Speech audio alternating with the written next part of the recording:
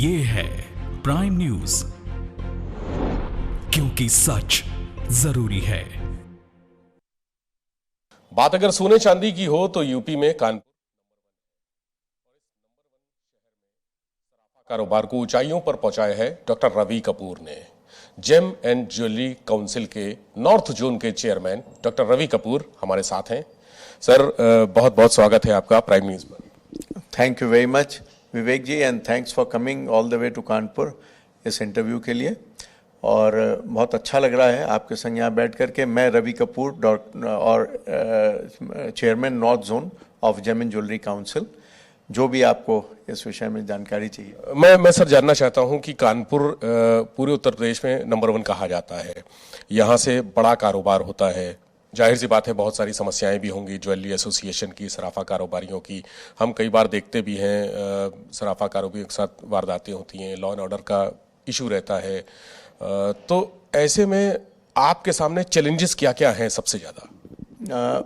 मेरा ये कहना है विवेक जी कि देखिए, चैलेंज तो ये हमेशा ही रहेगा, क्योंकि इतनी प्रशस्त धातु है और ये भी इस तरह की है जो बाज़ार में कोई भी आदमी अगर ले जाएगा तो उसको गला करके और उसका रूप परिवर्तन करके बेच भी सकता है।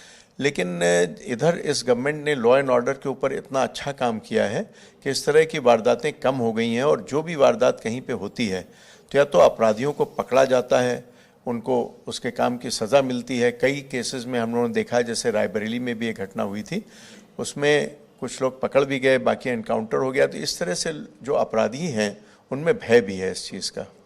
तो बाकी तो देखिए जो है, जो कुछ ना कुछ तो घटनाएं होंगी ही, क्योंकि धातु इतनी महंगी है इस प्रकार से। लेकिन सिक्योरिटी अगर 2017 से हम देखें तो व्यापारियों के साथ वारदातें जो होती थी पहले, उनमें कुछ अंतर पड़ा है? सुरक्षा कुछ मजबूत और हुई है? मेरा पर्सनल तो यही ऑब्जर्वेशन है कि कम हुई हैं घटनाएं इस प्रकार की, और जो भी घटनाएं हुई भी हैं उनमें काफ़ी घटनाओं का हल भी निकला है, तो ये बहुत अच्छी बात है। बाकी हम देखते हैं कि कानपुर के अलावा उत्तर प्रदेश में कौन कौन सी ऐसी जगह हैं जहां सराफा कारोबार होता है? कानपुर अगर नंबर 1 माना जाए तो नंबर 2 और नंबर 3 स्थान किसके हैं, किस शहर के हैं? विवेक जी, ये तो बहुत मुश्किल है कहना नंबर 1 और नंबर 2, लेकिन डेफिनेट है कि एक लखनऊ ऐसी जगह है जो राजधानी भी है उत्तर प्रदेश की, और वहाँ पे बहुत अच्छा काम ज्वेलरी का है। काफ़ी अलग अलग जगह में स्प्रेड आउट है और बहुत ही अच्छा वहाँ पे है व्यापार। और दूसरा शहर है एक वाराणसी, जिसको कि मैं अभी नया डेवलपिंग हब कहूँगा फॉर ज्वेलरी। वहाँ पे जब से ये मंदिर का कॉरिडोर अपना बना है तो इतना ज़्यादा tourist from all over India, south से भी आ रहा है, वेस्ट से भी आ रहा है, हर जगह से वहाँ टूरिस्ट आ रहा है। तो वो सारी चीज़ों की ही खरीदारी भी कर रहा है, other than visiting the temple. वो सारी जगह घूमता भी है वाराणसी में, और कई चीज़ों में जो मन आता है खरीदारी भी करता है। तो ये एक बहुत अच्छी चीज़ हुई है व्यापार के हिसाब से, और काफ़ी पर्यटक वहाँ पे आ रहे हैं। ज्वेलरी की अगर सर बात करते हैं हम तो बहुत सारे बड़े ब्रांड्स भी हैं मार्केट में, काफ़ी अच्छा नाम है, विश्वसनीयता भी है। छोटे जो कारोबारी हैं, सराफा के बहुत सारी दुकानें हैं छोटी छोटी, जहां पर तमाम तरह की दिक्कतें हैं और भरोसा नहीं होता है लोगों को छोटी दुकान में।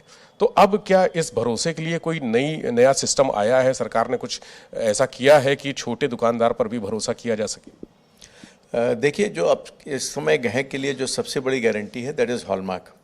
अब ये अगर 22 कैरेट या 18 कैरेट जो भी चीज़ का अगर हॉलमार्क लगा हुआ गहक सामान ले रहा है तो उसकी शुद्धता में कोई भी डिफरेंस, कोई भी अंतर नहीं आएगा, भले ही वो बड़े ब्रांडेड शोरूम से ले अथवा किसी छोटे शोरूम से ले। अब ये है कि बाकी और जो गारंटीज़ वगैरह हैं, हमें लगता है कि सब लगभग बराबर ही हैं। तो इस तरह की कोई इस क्षेत्र में स्पर्धा नहीं है। बड़े जितने जो शोरूम्स हैं, चेन्स हैं, उनके पास में एडवर्टाइजिंग के लिए और बाकी चीज़ों के लिए धन व्यय करने के लिए बहुत अधिक है, तो वो इस हिसाब से आगे चलते हैं। लेकिन बाकी छोटा व्यापारी भी जब से ये हॉलमार्किंग वगैरह का स्टैंडर्डाइजेशन हुआ है उससे खुश है। सोने की हॉलमार्किंग तो हो रही है, चांदी की? चांदी के हॉलमार्किंग के लिए अभी काफ़ी एक प्रयास चल रहा है, और उसमें सरकार का ये प्रयास है कि इसको मैंडेटरी बना दिया जाए। हम लोगों की तरफ से, ज्वेलर्स की तरफ से जो अभी रिप्रेजेंटेशन है वो ये है कि अभी हम लोग इस मैंडेटरी हॉलमार्किंग के लिए नहीं तैयार हैं। हमारा जो समाज है, ज्वेलर्स का समाज, वो इसलिए तैयार है कि अभी उसको आप वॉलंटरी कर दीजिए कि जो भी चीज़ें जो हॉलमार्क कराना चाहे वो अपने हिसाब से करा ले, क्योंकि अभी इतना इंफ्रास्ट्रक्चर हम लोगों के पास में नहीं है। और चांदी का तो व्यापार आप समझिए कि छोटी छोटी जगह पर भी इतने कस्बों में, इतने ज़िलों में फैला हुआ है, उसके हिसाब से हॉलमार्किंग सेंटर्स तो सब इतने स्थापित करें और उसके बाद में इसको इम्प्लीमेंट करें।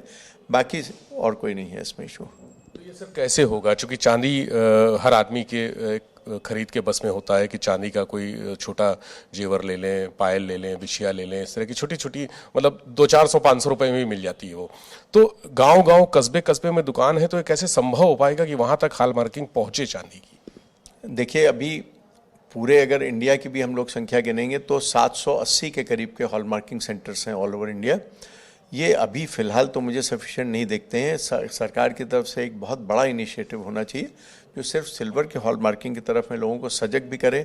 इसके अलावा मेरा सरकार से तो ये आग्रह रहेगा कि पब्लिक को सजग करने के लिए, जैसे गोल्ड के लिए इन्होंने हॉलमार्किंग के लिए काफ़ी एडवर्टाइजिंग BIS ने करी थी, इसी प्रकार से कहें कि लोगों से कहें कि चांदी के हॉलमार्क गहने खरीदे जाएं, तो अपने आप ही एक जागरूकता, अवेयरनेस बढ़ेगी।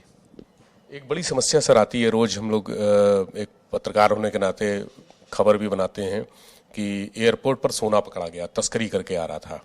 तो ये सोने की तस्करी कब तक चालू रहेगी, कब रुकेगा, कब इस पर रोकथाम होगी? अभी देखिए, एक इतनी बड़ी घटना हुई, रान्या राव अभी भी जेल में ही हैं। तो मेरा ये कहना है, देखिए कि ये लालच तो ही है, मगर गवर्नमेंट ने इसके लिए भी एक बहुत बड़ा प्रयास किया है। अभी वित्त मंत्री जी ने अभी 4-5 महीने पहले जो बजट आया था, उसके अंदर में 9% की सीधा छूट जो दी है उन्होंने, तो वो जो हमारा जो रेट है इंडिया का, इंटरनेशनल रेट्स के बराबर तो नहीं हुआ है, लेकिन उसके बहुत करीब करीब पहुंच गया है।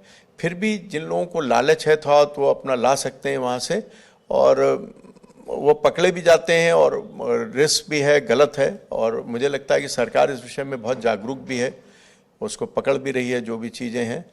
और भी अगर ड्यूटी और कम हो जाएगी तो ये शायद ज़ीरो ही हो जाएगा। पहले एक टाइम आया था जब बहुत ही कम ड्यूटी थी, मुझे लगता है शायद उस समय में 1% ड्यूटी रह गई थी कुल। उस समय तो बिल्कुल ही ज़ीरो हो गया था, लेकिन 1% तो मुझे नहीं लगता है संभव है सरकार के अनुसार। मगर फिर भी और अगर कम कर देंगे तो ये बिल्कुल ज़ीरो ही हो जाएगा। मतलब जो सोना ला रहे हैं तस्करी करके, वो उनको बहुत ज़्यादा फायदा नहीं हो रहा है, वो एक बड़ा रिस्क ले रहे हैं। अब पहले के मुकाबले बहुत कम फ़ायदा है और रिस्क बहुत बड़ा है। रिस्क तो उतना ही है जितना पहले भी था, मगर फ़ायदा कम हो गया है। सोने के अलावा सर, चांदी के अलावा प्लेटिनम भी एक धातु आ रही है जो बड़ी तेजी से प्रचलन में है। इसके बारे में कुछ बताइए। प्लेटिनम कहते हैं सोने से महंगा है, क्या वाकई में महंगा है? देखिए, प्लेटिनम इस समय सोने से महंगा नहीं है, सोने से सस्ता है। और पहले एक टाइम था, आज से 15 साल पहले, जब ये सोने से अधिक मूल्यवान होता था। प्लैटिनम का जो वर्ल्ड में रिजर्व है वो सोने से भी कम है। हम लोगों के पास जो नॉन रिजर्व्स हैं प्लैटिनम के गोल्ड से कम है। और प्लैटिनम का अगर आप रिलेटिव डेंसिटी के हिसाब से देखेंगे तो इसका वजन सोने से भी ज़्यादा होता है डेंसिटी के अनुसार। इसके अलावा ये एक दूसरी धातु है सोने के अलावा जो एटमॉस्फेरिक एयर से रिएक्ट नहीं करती है। तो अगर आप 1 किलो का बार प्लैटिनम का रख देंगे कहीं और सोने का रख देंगे तो कभी अनंत समय तक वो एक ही सा बना रहेगा, उसमें ऑक्सीडेशन नहीं होगा बिल्कुल भी। प्लैटिनम पे काम करना थोड़ा कठिन है इस धातु, क्योंकि हार्डर है। तो चलन इसका, लेकिन उतना अधिक नहीं है अभी, और धीरे धीरे हो सकता है आगे चल के बढ़ेगा। एक और सर बात है, जो वर्कर्स हैं जो ज्वेलरी बनाते हैं, मैन्युफैक्चरिंग करते हैं, और नीचे के लेवल पर कारीगरों की बड़ी दिक्कत है। लखनऊ में मैं देखता हूं कि बहुत सारे कारीगर सोना लेके भाग जाते हैं, और पश्चिम बंगाल के आते हैं कारीगर, ज़्यादातर वहाँ काम करते हैं, जो लखनऊ के कारखाने हैं वहाँ पर। तो यूपी में क्या इस तरह के कारीगरों की कमी है? नहीं विवेक जी, देखिए ऐसा है कि ये भी वही लालच वाली चीज़ है। अब कारीगर है, अब उसके पास में मान लीजिए अगर कोई 500 ग्राम भी गोल्ड है आज के दिन में, तो 45 लाख रुपीज़ का गोल्ड हो गया, 45 लाख रुपए का। कारीगर के लिए बहुत बड़ी रकम है, जबकि ज्वेलर के स्टॉक के हिसाब से कोई इतनी बड़ी चीज़ नहीं है। आधा किलो सोने का स्टॉक रखना कोई इतना बड़ा नहीं है। तो यही होता है कि जिन कारीगरों की नीयत नहीं अच्छी है, कोई है, अब उनके सब इस समय में उनका पूरा UID वगैरह सब करके चलते हैं, लेकिन अब उसके बावजूद भी कई बार लोग गड़बड़ करते हैं और चले जाते हैं। गवर्नमेंट ने उसके लिए, हम लोगों ने रिक्वेस्ट भी किया था, उसको उन्होंने मेरठ के लिए माना भी है। एक ज्वेलरी कॉरिडोर वहाँ पे स्थापित हो रहा है। वहाँ पे एक सेंट्रलाइज्ड ज्वेलरी पार्क टाइप का बनाने की योजना है, जिस पे काम ऑलरेडी चल रहा है। और मेरा रिक्वेस्ट है कि इसके ऊपर में अगर गवर्नमेंट और भी शहरों में, जैसे Kanpur is a big place, यहाँ पे भी अगर प्रोवाइड करे तो ये सभी कारीगर भी एक जगह पे एकत्र हो जाएंगे और सुरक्षा वगैरह भी, जो सिक्योरिटी है, सब एक जगह पे प्रोवाइड होगी और सभी कारीगर अपने आधार कार्ड और उसके आधार पर करेंगे तो उनके भागने की या सामान ले जाने की संभावना कम हो जाएगी। एक और बात सर, अक्सर हम लोग देखते हैं कि सराफा कारोबारी के यहाँ कोई वारदात होती है और जब बदमाश पकड़े जाते हैं तो पता चलता है कि वो सराफा कारोबारी भी मिली भगत थी, और कई बार ऐसा होता है कि चोरी के गहने खरीदते भी हैं सराफा कारोबारी, छोटी छोटी दुकान वाले या बड़ी दुकान वाले, वो खरीदते भी हैं। तो इन सब चीज़ों को कैसे रोका जा सकता है, इसके लिए कोई सुझाव? देखिए, हम लोगों का जो है जो व्यापार है वो दो भागों में बटा हुआ है। एक मैं उससे कहता हूँ ऑर्गेनाइज सेक्टर। तो जो जितने भी बड़े ज्वेलर्स इनको आप देखते हैं जो मेन स्ट्रीट्स पे आजकल काम कर रहे हैं, इनको मैं ऑर्गेनाइज सेक्टर में रखूँगा। ये 99% जो मेरा अपना संज्ञान है उसमें ऐसा, इसमें कोई प्रकार का ऐसा काम नहीं होता है। और अब इसके अलावा कोई भी आदमी अगर मान लीजिए कहीं पे है, वो कोई भी, मैं कहता हूँ आप ज्वेलरी छोड़ दीजिए, कोई भी सामान किसी के घर से चोरी होता है, एक टीवी होता है, फ्रिज होता है, कोई भी चीज़ है, गाड़ी किसी की चोरी होती है, वो भी कोई ना कोई व्यक्ति खरीदता है। तो ये भी व्यापार इसी ढंग से है। ये जिसके इतना रिस्क लेना है या जो गलत काम करना चाहता है वो कर रहा है, मगर मैं नहीं समझता हूँ कि जो ऑर्गेनाइज सेक्टर के हम लोगों का व्यापार है उसमें कोई इस प्रकार का काम होता है। यूपी की इकोनॉमी में सर ज्वेलरी सेक्टर और ये गोल्ड और ये सब कितना योगदान है इसका? बहुत बड़ा योगदान ना भी होते हुए, क्योंकि काफ़ी मूल्यवान धातु है, लेकिन मुझे लगता है कि देखिए, एक तो इंडिया में इतना सारा आर्टिसंस हैं, कारीगर हैं, इसके अलावा छोटे बड़े मझोले हर तरह के ज्वेलर्स हैं, सब अगर आप मिलाइए तो कम से कम मुझे लगता है कि 2% तक का राजस्व और जो भी है कि ये कंट्रीब्यूट करता है।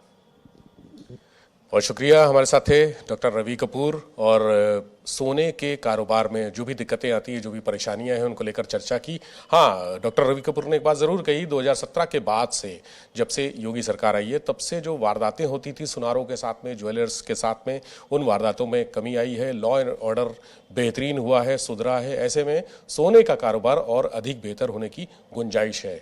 इसके साथ ही उन्होंने ये भी मांग की है कि जो आर्टिसंस हैं उनके लिए एक कॉरिडोर जैसे मेरठ में बन रहा है वैसे भी कानपुर में बनना चाहिए, क्योंकि कानपुर ज्वेलरी के कारोबार में नंबर 1 है। प्राइम न्यूज़ के लिए विवेक त्रिपाठी, कानपुर से।